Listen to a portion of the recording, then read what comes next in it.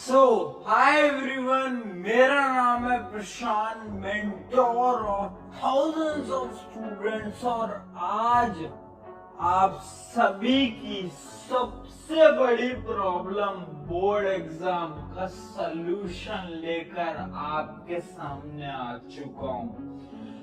अगर इस वीडियो को पूरा देखते हो, गारंटी से बता देता हूं 10 से 15 नंबर बोर्ड एग्जाम के अंदर इंक्रीज होने वाले हैं।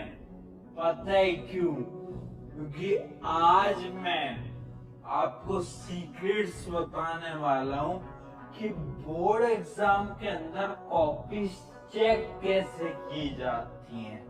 अगर आपको ये पता चल गया ना कि बोर्ड एग्जाम में कॉपीज ऐसे चेक होती हैं, तो आपको ये पता चल जाएगा कि बोर्ड एग्जाम में अच्छे मार्क्स लाने के लिए अपने आंसर्स को आपको लिखना कैसे होता है।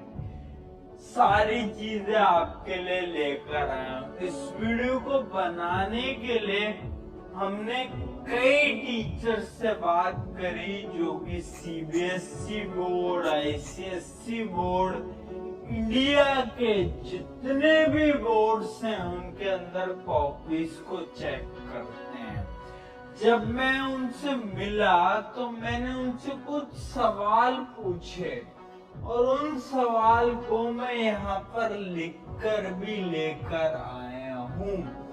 पहला सवाल मैंने उनसे पूछा, can teacher cut mark bye their own? क्या टीचर अपनी मर्जी से किसी भी स्टूडेंट के मार्क्स काट सकता है? एक टीचर को पसंद नहीं आया आंसर, तो क्या वो मार्क्स काट सकता है? क्या ये बात सच है? दूसरा सवाल, partial marking, step wise marking, क्या बोर्ड एग्जाम के अंदर स्टेप वाइज मार्किंग होती है? क्योंकि बहुत सारे स्कूल के अंदर तो बोलते हैं कि स्टेप वाइज मार्किंग होती नहीं है। तीसरा सवाल, हार्ड और इजी चेकिंग, क्या चेकिंग बहुत ज्यादा मुश्किल होगी या बहुत ज्यादा आसान होगी? ये सवाल भी मैंने पूछा। और लास्ट, प्रेजेंटेशन से मार्क इंक्रीज होते हैं क्या? ये बड़ा इम्पोर्टेंट सवाल था, सब पूछते हैं। अगर हम अच्छा सजा के लिखेंगे तो क्या हमारे मार्क्स इंक्रीज होंगे? तो 4 सवाल पूछे और इन चारों सवाल के आंसर्स मैं आपको बताने वाला हूं। 5 टिप्स लेकर आया हूं, बोर्ड एग्जाम की 5 ऐसी टिप्स जो कि सीक्रेट टिप्स हैं। इनको अगर फॉलो करते हो 5 से 10 नंबर तो मिनिमम इंक्रीज होंगे ही होंगे। ठीक है, स्टार्ट करते हैं टिप नंबर 1 से। टिप नंबर 1 हमारी क्या बोल रही है? आंसर की। देखो, ध्यान से सुनना।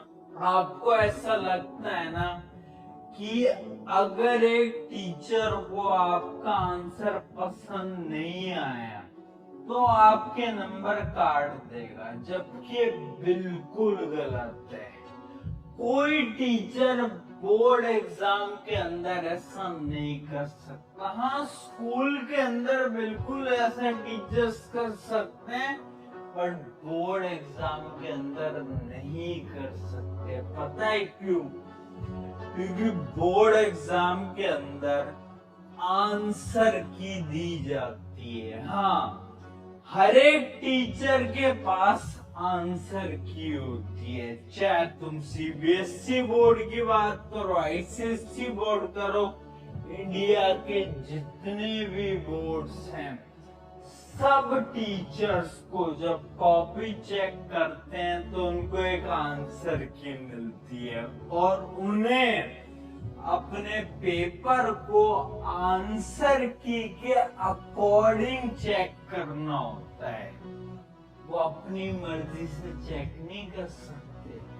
उन्हें सेट ऑफ रूल्स दिए जाते हैं कि ये रही आंसर की और इसके अकॉर्डिंग ही आपको चेक करनी है। और मैं आपको कुछ प्रूफ भी दिखा देता हूँ। जैसे आंसर किए ये सीबीएसई के आंसर किए, आप आपके जो भी बोर्ड है उसकी वेबसाइट पे आप जाओगे, वहां पर आपको आंसर की भी देखने को मिल जाएंगी। जैसे कि हमारी ये सीबीएसई की आंसर की है, ये हमारी क्लास 12th की केमिस्ट्री की आंसर की।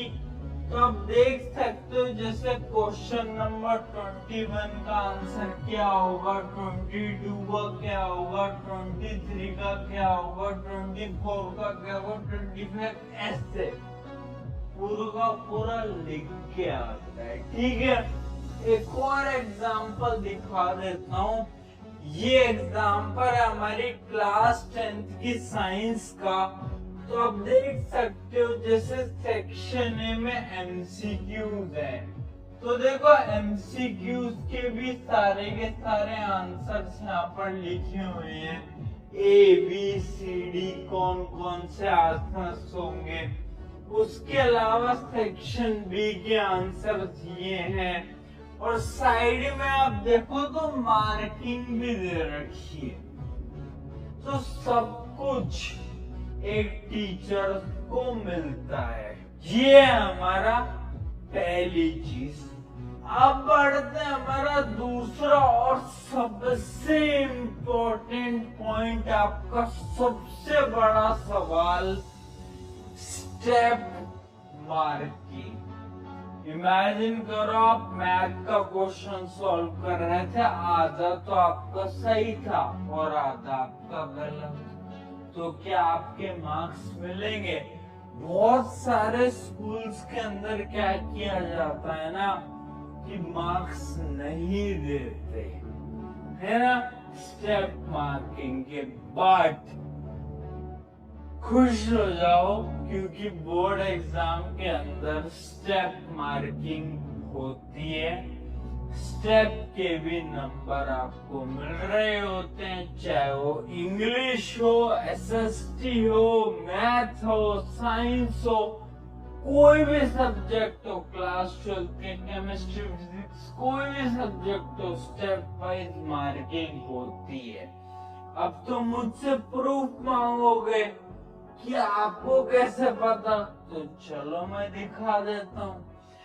आंसर की ये बोलती है कि स्टेप वाइज मार्किंग करनी पड़ेगी। देखते हैं, जैसे कि ये एक आंसर की है, ये है इंग्लिश की, ये है इंग्लिश की आंसर की। यहाँ पर ध्यान से देखना ऊपर क्या लिखा है, फॉर्मेट के 1 नंबर, कंटेंट के 2 नंबर और ऑर्गेनाइजेशन ऑफ आइडिया के 1 नंबर और एक्यूरेसी के 1 नंबर। मतलब जब ये किसका है, ये लेटर राइटिंग का सवाल है, तो टीचर्स को बोला जाता है अगर एक स्टूडेंट सिर्फ फॉर्मेट भी सही लिख के आता है ना, तो उसको 1 नंबर तो देने पड़ेंगे। लिखा हुआ है, ये टीचर काट नहीं सकते, लिखा हुआ है। उसके अलावा अगर स्टूडेंट कंटेंट अच्छा लिखता है तो उसे 2 नंबर मिलने हैं। अगर उसके ऑर्गेनाइजेशन ऑफ आइडियाज अच्छे हैं तो उसको 1 नंबर। और एक्यूरेसी, एक्यूरेसी का मतलब ग्रामर, जो ग्रामर पार्ट होता है, अगर उसने ग्रामर सही से लिखी है, करेक्ट स्पेलिंग्स लिखी है, तो उसे 1 नंबर। तो ऐसे जो आपकी लेटर राइटिंग होती है वो डिवाइडेड होती है, ठीक है। तो अब ऐसा मत करना कि तुम्हें सवाल नहीं आ रहा तो तुम उसे छोड़ के आ रहे हो। एटलीस्ट फॉर्मेट भी लिखते हो ना, उसके भी एक नंबर मिल रहे हैं यार, उसके भी एक नंबर लिखने, उस नंबर को क्यों खो रहे हो, लिख कर आओ, ठीक है। इसके एक और एग्जांपल दिखाते हैं, जैसे कि मैथ्स का आप देख सकते हो। मैथ्स का एक ही ऐसे अपना क्वेश्चन है, उस क्वेश्चन में अगर आप एक पार्ट भी सही करके आते हो ना, जैसे कि अगर आप एक छोटा सा पार्ट भी सही करके आते हो ना, तो आपको यहाँ पर दिखेगा उसके कितने नंबर है, आधे मार्क्स हैं। अगला पार्ट सही करा तो आधे मार्क्स, अगला पार्ट सही करा तो आधे मार्क्स, मतलब मार्क्स मिलते हैं स्टेप के, ठीक है। तो अब वो जो तुम डरते रहते हो, बार बार पूछते रहते हो यार बोर्ड एग्जाम आ रहे, बोर्ड एग्जाम आ रहे, डरो मत, घबराओ मत। बहुत सारे स्टूडेंट्स तो आधे टाइम डर में गुजार रहे हैं आज के समय पर। एक चीज मैं आपको बता रहा हूं, एक काम करना, अभी कभी वीडियो पॉज करो और एक कमेंट लिख दो कि this exam will be best exam of my life. ये पता है मैं आपको क्यों लिखवा रहा हूँ, ये मैं आपको इसलिए लिखा रहा हूँ, अपने दिमाग को याद दिलाओ कि ये एग्जाम कोई बड़ा एग्जाम नहीं है, बोर्ड एग्जाम है, कर लेंगे यार, कोई मुश्किल एग्जाम नहीं है, तुम कर लोगे। लिखो कमेंट में, और जब भी डेली उठ रहे हो ना, शीशे के सामने जाकर खड़े हो और बोलो this exam will be best exam of my life. ये एग्जाम मेरी जिंदगी का सबसे बेहतरीन एग्जाम होगा। खुद से बोलो, खुद से बोलना पड़ेगा। तो ये थे हमारे 2 पॉइंट। अब बढ़ते हैं हमारे पॉइंट नंबर 3, जो कि है always right answer from NCERT. बहुत लोग इस पे शॉक हो गए होंगे, अभी इसके बारे में बात करते हैं, बट उससे पहले एक इम्पोर्टेंट चीज मैं आपको बता देता हूँ। बहुत स्टूडेंट्स का ना बहुत बड़ा डाउट है कि भैया बोर्ड एग्जाम या तो स्टार्ट हो गए हैं या तो स्टार्ट होने वाले हैं। अब होता क्या है ना, जैसे कि मान लो रात के 10 बज रहे हैं, 11 बज रहे हैं, और कोई कॉन्सेप्ट आपको समझ नहीं आ पाया है, तो आप कंफ्यूज हो जाते हो, क्योंकि उस समय पर आपके कोई टीचर्स भी नहीं होते जो कि आपके जितने भी प्रॉब्लम्स वगैरह हैं वो क्लियर कर दें। तो उस समय पर आप क्या करो, उसी का एक सलूशन मैं आपको बता रहा हूँ। एक ऐप आपको रिकमेंड कर रहा हूँ जो कि है फिलो ऐप। अब फिलो ऐप इतना शानदार ऐप है ना, क्योंकि इमेजिन करो रात के 10, 11, 12 बज रहे हैं और मैथ की एक प्रॉब्लम आपसे सॉल्व नहीं हो पा रही। अब आपको क्या करना है, फिलो ऐप पे जाना है। फिलो ऐप के अंदर आप 60 सेकंड के अंदर एक पर्सनल ट्यूटर से कनेक्ट कर जाओगे, और जितनी भी आपकी प्रॉब्लम्स है वो ट्यूटर आपके साथ बैठ के आपकी सारी प्रॉब्लम्स को सॉल्व कर देंगे। सिर्फ इतना ही नहीं, इसके साथ साथ फिलो ऐप के अंदर आपको test series, previous year question, study material, बहुत सारी चीजें भी मिल रही होती हैं, ठीक है। तो मैं लिंक दे दूंगा डिस्क्रिप्शन के अंदर, ऐप जाकर ट्राई करो, डाउनलोड करो। और क्योंकि आप मेरे स्टूडेंट हो, एक कोड आपकी स्क्रीन पर आ गया होगा, इस कोड को लगाओगे तो इनके सब्सक्रिप्शन में आपको 10% ऑफ भी मिल जाएगा। चलिए अब बढ़ते हैं हमारी थर्ड नंबर की टिप, जो कि है always right answers from NCERT. तुम शौकों हो गए ऐसा मैं क्यों बोल रहा हूं? देखो, सिंपल सी बात है, आपको ना आंसर की को मैं दिखाता हूं, उससे आप बहुत अच्छी तरीके से समझ पाओगे। जैसे कि एक आंसर की है, ये आंसर की जाती है आपके टीचर्स के पास, जो कि आपकी कॉपी को चेक करने वाले हैं। अब जैसे कि एक क्वेश्चन है एसएसटी का, हम क्लास 10th की एसएसटी का एक क्वेश्चन देख लेते हैं। क्वेश्चन है describe the role of political parties. आपको बताना है पॉलिटिकल पार्टी का रोल, और आंसर की के अंदर आपके टीचर को यहाँ पर 7 पॉइंट, 7 से 8 पॉइंट दिए गए हैं।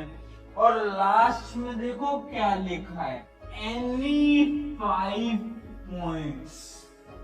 कोई भी 5 पॉइंट अगर बच्चे ने लिखे हैं तो सही कर देना। अब ये जो 8 पॉइंट है ना, ये सारे के सारे 8 पॉइंट एनसीईआरटी के हैं। सिमिलरली आपके जितने भी थ्योरी सब्जेक्ट्स हैं, उनकी जो थ्योरी होती है, जैसे कि इमेजिन करो बायोलॉजी का एक सवाल आ गया, what is multi cellular organism, जो एनसीईआरटी में लिखा है वही टीचर्स की आंसर की में होगा। अब होता क्या है ना, कभी कभार बहुत कम ऐसे टीचर्स होते हैं, बट ऐसे टीचर्स होते हैं जो कि स्ट्रिक्ट होते हैं। अब क्या होता है ना कि वो इस आंसर की से आपकी कॉपीज को चेक करते हैं। अब इस आंसर की में आपने जो आंसर लिखा है वो नहीं है, क्योंकि आपने एनसीईआरटी से पढ़ाई नहीं करी, आपने तो कहीं और से पढ़ाई करी, आपने शायद लेक्चर से पढ़ाई करी, कहीं से पढ़ाई करी है।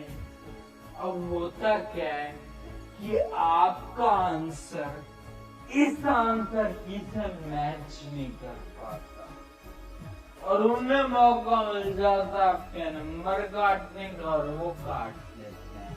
तो इस वजह से मैं बोल रहा हूँ एनसीईआरटी पढ़ो, एनसीईआरटी की लाइन बाय लाइन लिखने की प्रैक्टिस करो।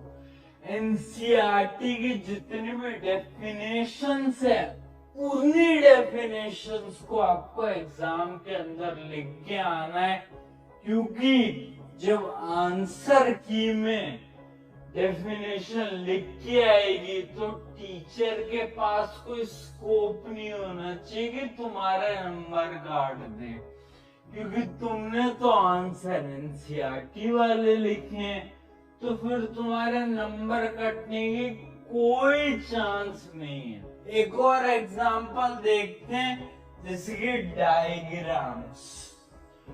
डायग्राम्स जो होते हैं ना, वो भी आप एनसीईआरटी वाले प्रैक्टिस करो, क्योंकि बहुत ऐसे भी टीचर्स होते हैं जो कि अगर तुम अपने किसी और बुक का डायग्राम बना के आ रहे हो, जैसे कि इमेजिन करो एनसीईआरटी के अंदर डायग्राम अलग है, किसी बुक के अंदर थोड़ा बहुत डायग्राम अलग होता है, तो टीचर्स वहां पर भी आपके नंबर काट सकते हैं।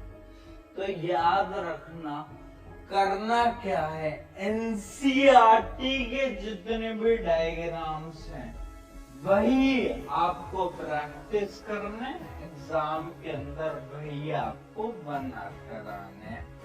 ये थी हमारी टिप नंबर 3। अब बढ़ते हैं हमारी सबसे इम्पोर्टेंट जो कि है प्रेजेंटेशन। क्या प्रेजेंटेशन से मार्क्स इंक्रीज होते हैं? अब यही सवाल मैंने उन बोर्ड एग्जाम के टीचर से पूछा, तो उन्होंने बोला बिल्कुल होते हैं। और 3 फैक्टर्स होते हैं जिससे कि आप भी अपने मार्क्स को इंक्रीज कर सकते हो। पहला फैक्टर है अटेम्प्ट पेपर इन ऑर्डर। एक ऑर्डर के अंदर पेपर को अटेम्प्ट करो। अब तुम सोच रहे होगे भैया हम तो पहले सेक्शन डी कर लेते हैं, सी कर लेते हैं, बी कर लेते हैं, हम तो किसी ऑर्डर में नहीं करते। अभी समझाता हूँ। देखो, आप किसी भी सेक्शन को कैसे भी अटेम्प्ट करो, जैसे कि आप इमेजिन करो आप पहले अटेम्प्ट करते हो सेक्शन सी, फिर करते हो डी, फिर करते हो बी, फिर करते हो ए, है ना? इसमें कोई दिक्कत नहीं है, इसमें कोई दिक्कत नहीं है। बट आपको क्या करना पड़ेगा कि जैसे आपने सेक्शन सी स्टार्ट करा ना, मान लो सेक्शन सी 21 क्वेश्चन से स्टार्ट हो रहा है, 21st क्वेश्चन से स्टार्ट हो रहा है। अब जो सेक्शन सी के अंदर जितने भी सवाल हैं, उन सारे सवालों को एक ऑर्डर में करना। 21, फिर 22, फिर 23, ऐसे करना, है ना? ऐसे नहीं कि सेक्शन से स्टार्ट कर दिया, उसके अंदर पहले 23 कर रहे हो, फिर 21 कर रहे हो, फिर 27 कर रहे हो। ऐसे मत करना। ऐसे करोगे नंबर कटेंगे। टीचर्स ने साफ बोला है। चलिए, ये थी प्रेजेंटेशन टिप। दूसरी क्या है? Last page for rough. देखो, जो भी आपके न्यूमेरिकल सब्जेक्ट्स होते हैं, बहुत सारे स्टूडेंट्स क्या करते हैं, जो आपके आंसर शीट होती है उसके राइट साइड में एक ऐसा बॉर्डर बनाते हैं और यहीं पर ही कैलकुलेशन करने लग जाते हैं, जैसे कि आपको दिख रहा होगा। अब ये जो चीज होती है ना, ये आपके पेपर को बहुत बेकार बनाती है, प्रेजेंटेशन बहुत खराब कर देती है। आपको ऐसे नहीं करना है, इस बच्चे की तरह आपको नहीं करना है। आपको क्या करना है? आपको जो लास्ट के 2 पेजेस हैं उनके ऊपर रफ हेडिंग डालनी है और वहां पर आपको जितनी भी रफ काम करना है वहां करो। उस पर आप कुछ भी करो, कोई फर्क नहीं पड़ता, कोई टीचर नहीं देखता। बट ऐसे मत करना प्लीज।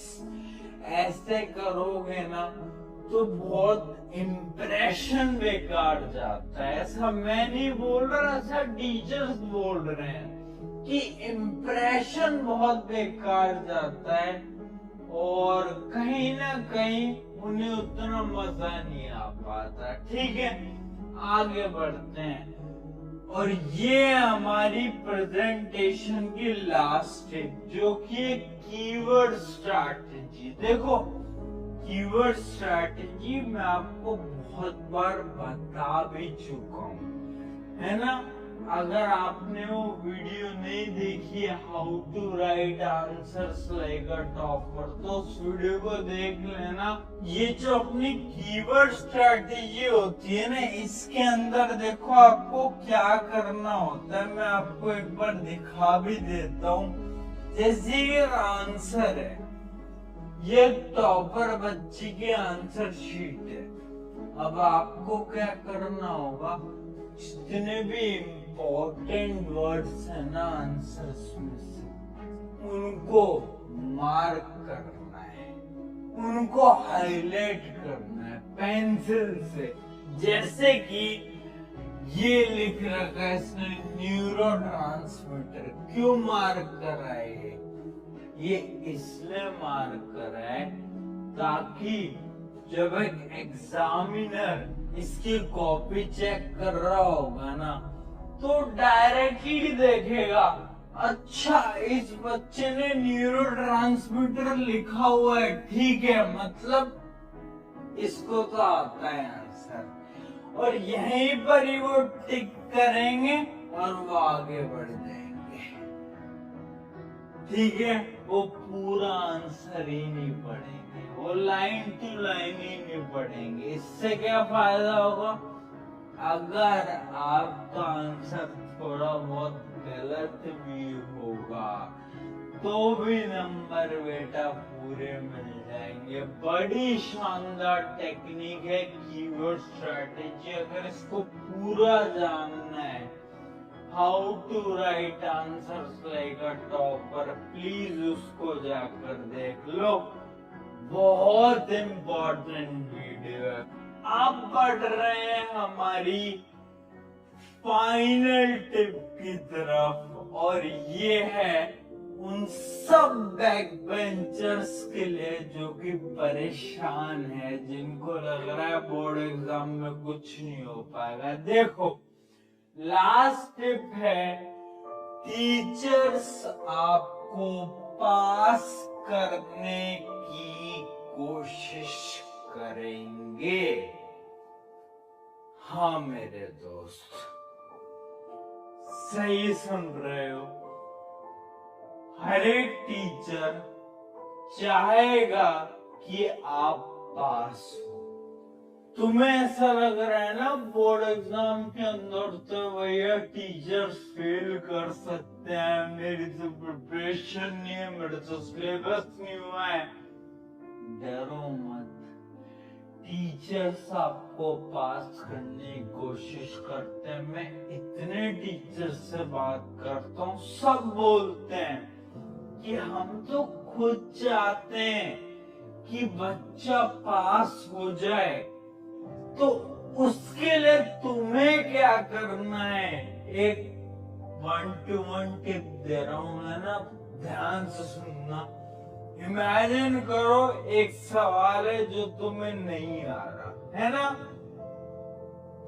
कुछ भी जो भी तुम्हें उस चैप्टर से रिलेटेड आता है वो लिख कर आ जाओ। तुम्हें पता चल गया ये जो क्वेश्चन है इस चैप्टर का, उस चैप्टर से रिलेटेड लिख कर आओ।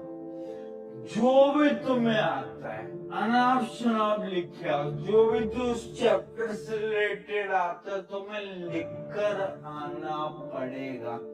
उससे पता क्या होगा, इमेजिन करो आप अगर कहीं पर फेल हो रहे होगे, अगर आपके मार्क्स कम आ रहे होंगे, तो टीचर्स क्या करेंगे, आपका आंसर थोड़ा बहुत गलत भी होगा ना, तो उसके अंदर आपको 1 नंबर या फिर आपके 1.5 नंबर ऐसे कुछ मिल जाते हैं, आधे 1 नंबर मिल जाते हैं। करना क्या है, किसी भी आंसर को नहीं छोड़ना है, और यही टॉपर करते हैं। टॉपर किसी भी आंसर को नहीं छोड़ते, वो सारे आंसर्स को